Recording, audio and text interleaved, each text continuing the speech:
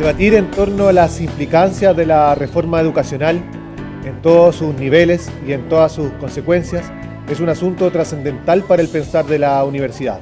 En ese marco, en este nuevo capítulo de Conversaciones en la UPLA, nos encontramos con el doctor de la Pontificia Universidad Católica Valparaíso, Arturo Mena, con quien reflexionaremos precisamente de cómo las matemáticas, ¿cierto?, el pensamiento matemático se inscribe en esta reforma y en este debate que hoy día debe ser uno de los temas más importantes para el desarrollo de este país.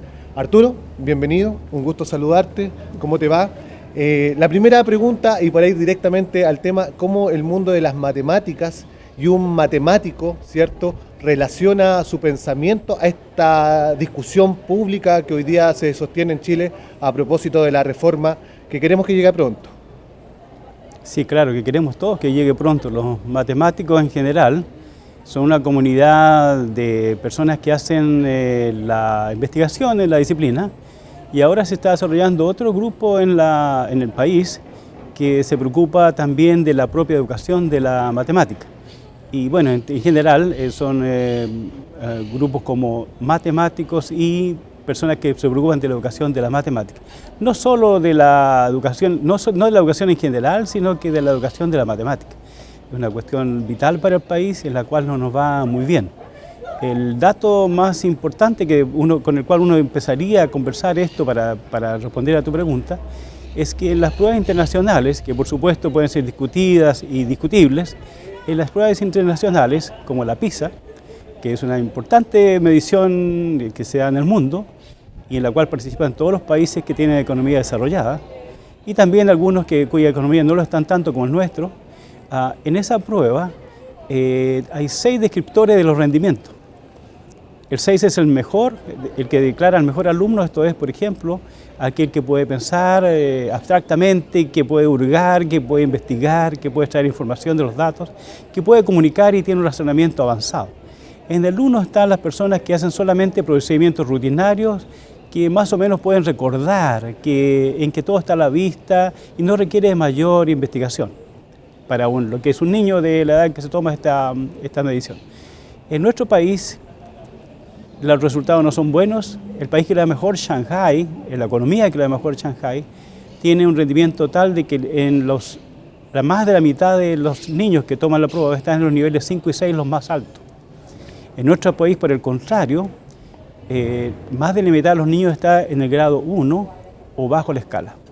Arturo, para cambiar un poco la lógica también en que los medios tradicionales de comunicación abordan este tema, más bien culpabilizando o a los profesores, o al sistema, o al neoliberalismo, un conjunto cierto de consecuencias que se pueden asociar a estos resultados, a estos pobres resultados. Más bien podríamos pensar qué hay que hacer, pensar en perspectiva, o sea, cómo resolvemos el problema de que nuestro país tenga esos índices. Exactamente, yo estoy muy de acuerdo, y el asunto para resolverlo no es de sentarse a conversar solamente, porque es un estudio. Uno espera que si alguien tiene un enfermo no sea solamente la conversación lo que la sana, sino que es un estudio que se ha hecho previamente y uno que se pone en juego. En la educación seguramente que tenemos que todos conversar, porque es una cuestión que a todos nos atañe. Tenemos vestidos, tenemos hermanos, sobrinos, hijos, nietos que están en el sistema educativo, nosotros mismos somos parte de él y tenemos una opinión, pero la sola opinión no va a resolver esto. Hay estudios internacionales, investigación que se hace en el país, y esto funciona de la manera que uno podría esperar. Si hay un auto descompuesto, digamos de nuevo, una cosa es ponerse de acuerdo que es bueno que se mejore, que se arregle, pero otra cosa es quién puede hacerlo. Y hay una parte técnica que tiene que ver con la investigación y con las experiencias internacionales, que es muy importante. Arturo, precisamente en el sentido de poder arreglar ese vehículo que tú comentabas, y aprovechándonos también de la experiencia, del reconocimiento que tienen tus investigaciones, y también de la experiencia que tú has ganado en otras culturas, ¿cierto?, desde la perspectiva de la filosofía oriental, ¿por dónde tendría que ir esa práctica de reparación, de recuperación, para poder abordar este problema? Lo primero es que tenemos que estar de acuerdo todos en que tenemos que hacer nuestra tarea. Podemos mirar al exterior, pero tenemos que hacer nuestro trabajo, y ese trabajo tiene que ver con nuestros niños, con nuestra cultura. Y entonces, ciertamente uno se puede ilustrar mirando lo que hacen en otros lados, pero tiene que evitar cierto espíritu de colonia que todavía nos persigue. El siglo XIX mirábamos hacia Francia, el siglo XVIII habíamos mirado hacia el Perú y hacia España porque éramos colonia. El siglo XIX uno ve en la literatura cómo las clases, sobre todo las clases más pudientes, están mirando y quieren vivir en París, miran hacia Francia. Y el siglo XX ha mirado todo el tiempo a Estados Unidos. Si uno mira en educación, Estados Unidos está bajo la media en las mediciones y no es nuestra mejor alternativa, pero miramos a otros países que le van mejor y muy bien, sin embargo sus culturas son diferentes. Y entonces tenemos que aprovechar algunas cosas que ellos tienen, claro, pero mirarlo desde nuestro propio hacer. Por ejemplo, una de las cosas que tenemos que aprender aparentemente es que nuestras políticas sean más estables en educación. Me toca ir ahora, justamente viajo a Tailandia y a Japón, por lo general yo en estas materias. Allá me encuentro con expertos de Singapur que vienen acá a decirnos cómo lo hacen en Singapur, pero lo hacen también, ellos trabajan con metodologías japonesas. Y entonces nosotros aquí en el país hemos transitado de una cosa a otra porque no asumimos nuestra propia responsabilidad. Eso lo están haciendo muchas personas, no estoy diciendo algo en lo cual no haya personas empeñadas, pero como comunidad todavía no lo hacemos bien. Yo creo que tocas un tema que es fundamental y que es sumamente trascendental en el espíritu de la universidad pública, con afán público, como la Universidad Católica de Valparaíso, por ejemplo, con la Universidad de Playa Ancha, por ejemplo, que tiene que ver con cómo se forman desde una perspectiva más local, ¿cierto?, a los futuros profesores, dejando de lado toda esa herencia colonial que traemos con nosotros. Sí. Entonces, ¿cuáles debiesen ser esos aspectos relacionándolo con la perspectiva local latinoamericana y la formación de los nuevos profesores en universidades de Valparaíso y de Chile? Bueno, yo no tendría una respuesta que dar así contundente, determinante. Sin embargo, los datos nos indican, por ejemplo, que no hace mucho tiempo el informe de la OCDE, la que maneja la PISA, que la OCDE hizo con los datos que el propio país le proporcionó y visitando nuestro sistema educacional, dijo claramente, por ejemplo, que en las facultades y los institutos que forman pedagogos, las personas que hacen la disciplina, por ejemplo, matemática, física, y las que hacen la educación, digamos, la pedagogía, para hablar en términos muy generales, no se entienden muy bien. Y eso no hace bien para el profesor. Y el informe dice expresamente que el sistema nuestro funciona con una suerte de ilusión en que las personas, los futuros profesores, van a hacer una síntesis armoniosa de dos vertientes que no se encuentran. Esos diálogos son necesarios de hacer. Uno de ellos es la didáctica de la matemática, que no entiende la educación como algo de educadores ni de los matemáticos, sino que es algo en que matemáticos y educadores se reúnen y desarrollan teoría incluso y reúnen datos para avanzar con un paso firme que no sea esto de que vamos a aplicar principios generales para cualquier disciplina a la enseñanza de una determinada específica. ¿Es posible, a propósito de ese diálogo, poder hacer coherente una política pública en el corto plazo, entendiendo que además, y esto es una pregunta a lo mejor un poco más política, ¿cierto?, de algún modo los grupos dominantes que tienen intereses dentro de esta reforma, ¿cierto?, están proponiendo paradigmas que pudiesen enfrentarse entre ellos también? A mí me parece que eso es muy posible y me parece que se puede argumentar a favor de esa afirmación. Sin embargo, lo que yo observo con más preocupación en este momento, porque ese es el tema de fondo, ¿no?, es que, ese que tú señalas, es que realmente no nos logramos entender. Supongamos que un médico tiene un enfermo y se le muere el enfermo que está a su cuidado. Si el enfermo tiene cáncer, entonces es la enfermedad que se lo llevó, diremos, porque el avance de la disciplina de la medicina no es suficiente para atender a eso con toda tranquilidad. Sin embargo, si el enfermo se muere de apendicitis, seguramente vamos a responsabilizar al médico, porque no tiene los conocimientos que debería tener. No estamos claros en cuáles son los conocimientos que un profesor debería tener. Y esos, de repente, deben ser puestos también en la discusión, porque a veces esa discusión se vuelve sobre una cuestión político-filosófica, pero no entramos al detalle, al aspecto técnico que es indispensable. Podemos estar de acuerdo en que este país debe avanzar en educación, pero mientras mantenemos la discusión en términos de que sea solamente discusión, que sea solamente sentarse a conversar y no atendemos a cuestiones específicas, por ejemplo, de que para enseñar matemáticas no se requieren las mismas habilidades cognitivas o capacidades cognitivas que para aprender, por ejemplo, historia.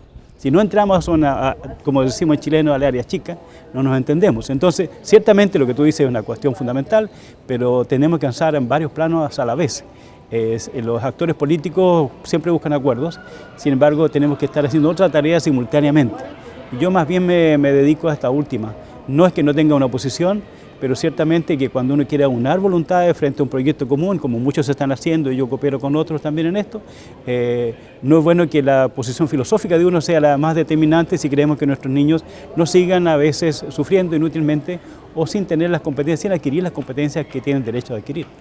Precisamente porque estamos abordando un tema fundamental donde el conocimiento que se genera en la academia y que generan gente como Arturo, que está pensando cómo contribuir a la formación de mejores profesores, de nuevos profesionales, es que también queremos saber la perspectiva que tienen los estudiantes secundarios, que a veces sufren con las matemáticas, se estresan con las matemáticas, pero que de pronto no terminan por comprender, ¿cierto?, que el pensamiento del saber debe integrar armoniosamente las humanidades, las ciencias naturales, la matemática, para el mejor vivir de todos y todas. Conozcamos la experiencia de estos estudiantes secundarios.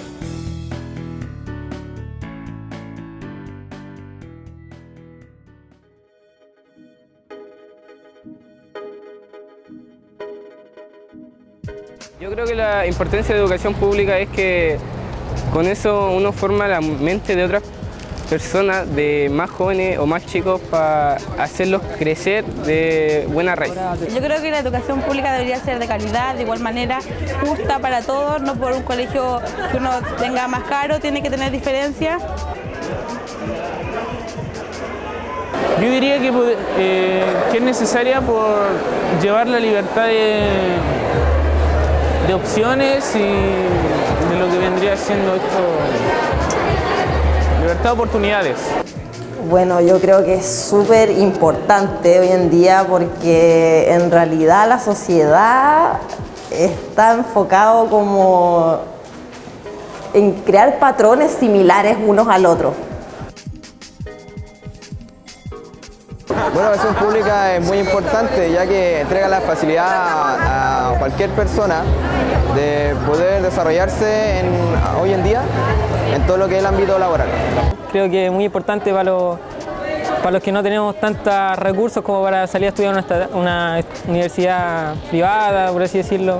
Siento que no debería existir la privatización de las universidades ni de los colegios, y la única manera de que haya una igualdad y poder salir adelante como país es que haya una igualdad de condiciones en la calidad de la educación.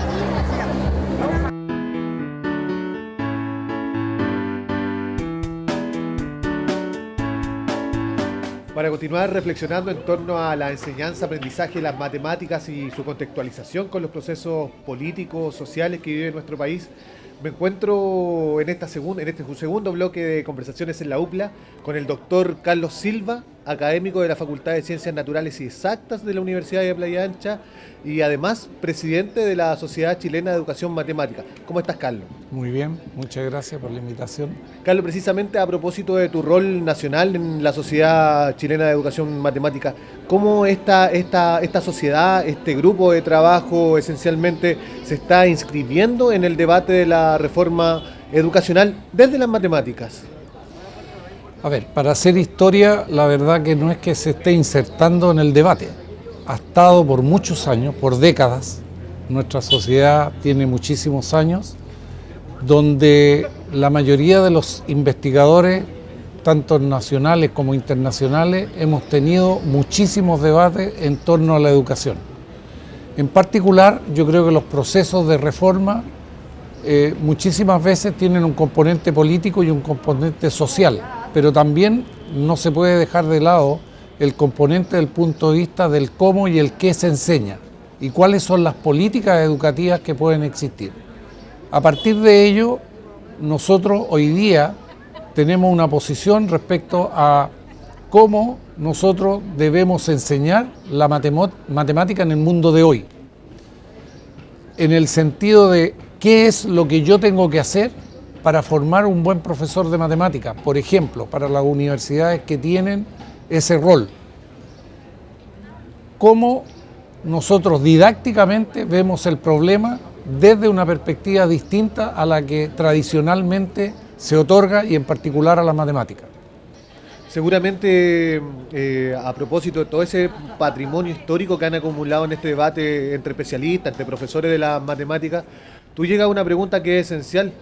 ¿Cómo se forma hoy día el profesor de matemáticas precisamente para responder a un mundo, ¿cierto?, en continuo cambio, donde el tipo de comunicación que hoy día se establece no solamente es real y físico, sino que también es digital? ¿Cuáles son las claves que ustedes han podido agrupar en este debate? A ver, es una discusión que está abierta, no hay una resolución por parte de la sociedad porque los componentes son diversos. Es más, la perspectiva que pueden tener los miembros de la propia sociedad pueden tener paradigmas educativos distintos. Las instituciones en las cuales ellos están insertas también lo tienen. Pero sí hay un elemento que es común no solo en Chile, sino que en América Latina y en el mundo. En el sentido de que hoy día no es lo mismo que enseñar hace 20 o 30 o 50 años atrás, desde la perspectiva del contexto. ¿Cuál es el contexto de Chile? En Chile, por ejemplo, nosotros tuvimos un proceso de dictadura, se hizo cambios de reforma a propósito de la pregunta anterior. ¿Cuánto de ello nos quedó? ¿Cómo se formaron los profesores? ¿Quiénes son los que habilitaron, entre comillas, esas mallas curriculares? ¿Cuál es la discusión hoy día? Entonces, ¿cuánto debe saber de matemática y cuánto debe saber para enseñar la matemática? Ese es el debate.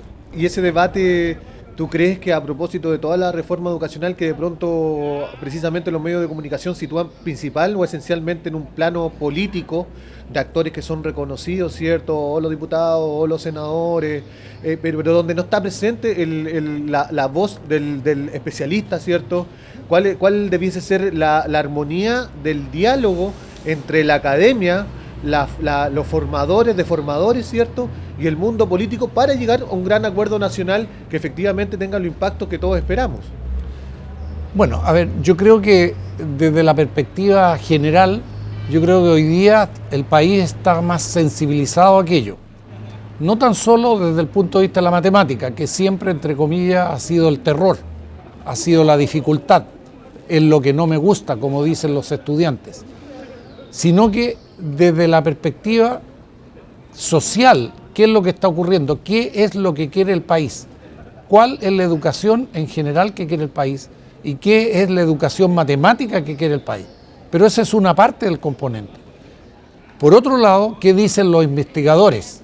Pero los investigadores que se dedican a la educación matemática, porque son discusiones permanentes en que se coloca en el tapete cuáles son los componentes que debe tener una malla curricular en términos de la innovación, en términos de cómo poder enseñar lo mejor posible para que el alumno aprenda de verdad lo que nosotros queremos que aprenda.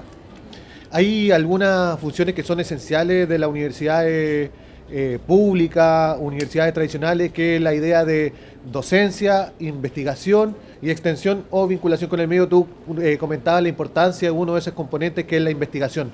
Pero de pronto la investigación en nuestras universidades ha estado circunscrita a un espacio docto, a una torre iluminada, donde lo que se investiga no llega a las bases, que en este caso serían la escuela, los liceos y las universidades. ¿Cómo se acorta esa distancia? ¿Cuáles son las claves para poder acortar esa distancia y aproximar el saber de la universidad a lo que pasa todos los días, por ejemplo, en los establecimientos educacionales? Perfecto, yo creo, a ver, primero desde la perspectiva de la investigación, o sea, una universidad debe tener investigación y en eso creo que todos coincidimos. En segundo lugar, ¿cuál es el tipo de investigación que se hace?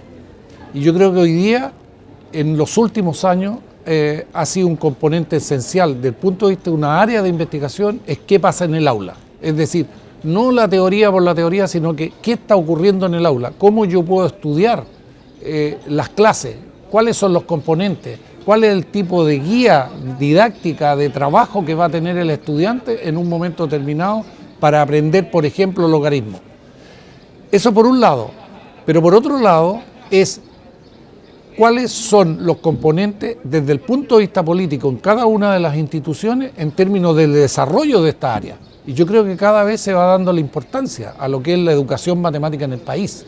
De hecho, nosotros felizmente, las universidades, al menos de la quinta región, tenemos un componente importante desde nuestras autoridades, porque muchas de nuestras autoridades son de ciencia y eso ha sido un elemento, yo diría, que nos ha ayudado a poder relacionar lo que el Estado vía gobierno quiere, entre paréntesis gobierno de turno, en relación a lo que la propia ciudadanía quiere.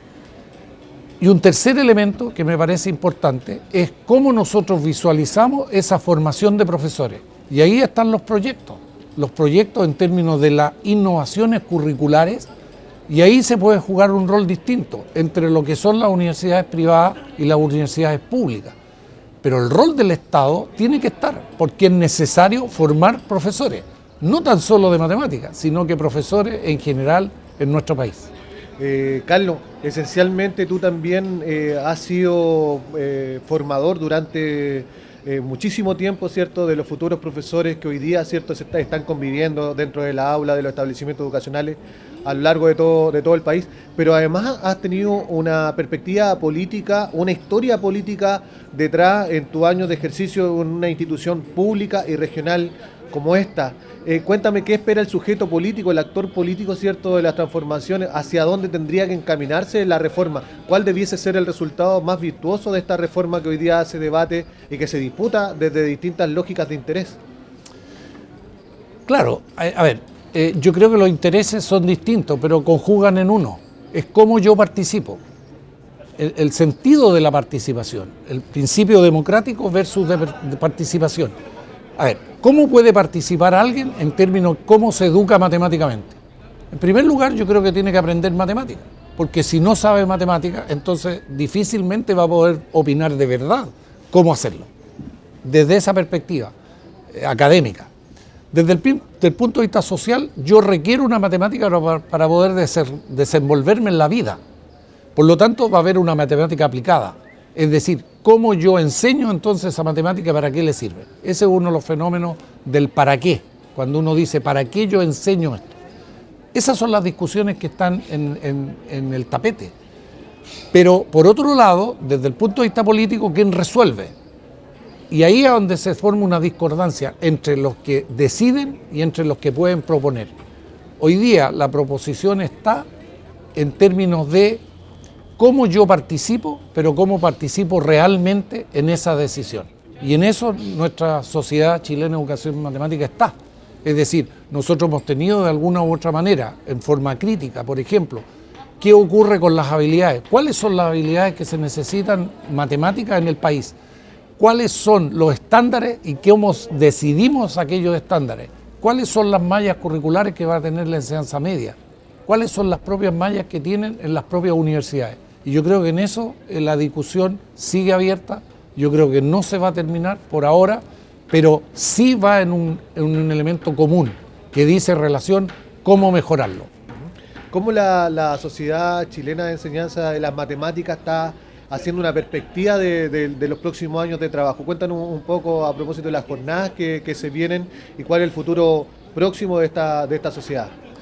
Bueno, a ver, yo creo que ahí hay 4 grandes elementos. En primer lugar, yo creo que se ha ampliado el número y tal vez el perfeccionamiento que hemos ido teniendo cada uno de los profesores. Hoy día nosotros contamos fácilmente con más de 100 doctores dedicados a la educación matemática. Por ejemplo, no quiero centrarlo solo en los doctores, hay magíster, nuestras universidades preparan posgrado, por un lado.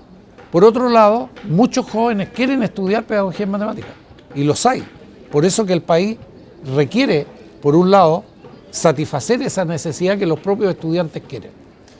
En tercer lugar, el elemento constitutivo, yo diría, de cuáles son los objetos de estudio que nosotros tenemos que decidir en relación a esas jornadas. Y yo creo que se centran en 2. ¿Qué enseñamos y cómo lo enseñamos? Tal vez más centrado en el cómo, desde una perspectiva epistemológica distinta, ontológica, etc. Pero es decir, cómo nosotros lo centramos, ese cómo, en relación a lo que el estudiante quiere y cómo puede aprender de verdad.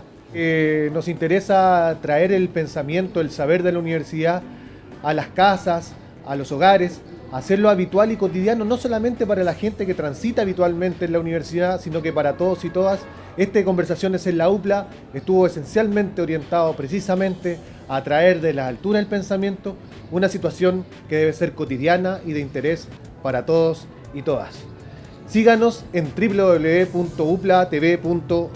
Muchas gracias.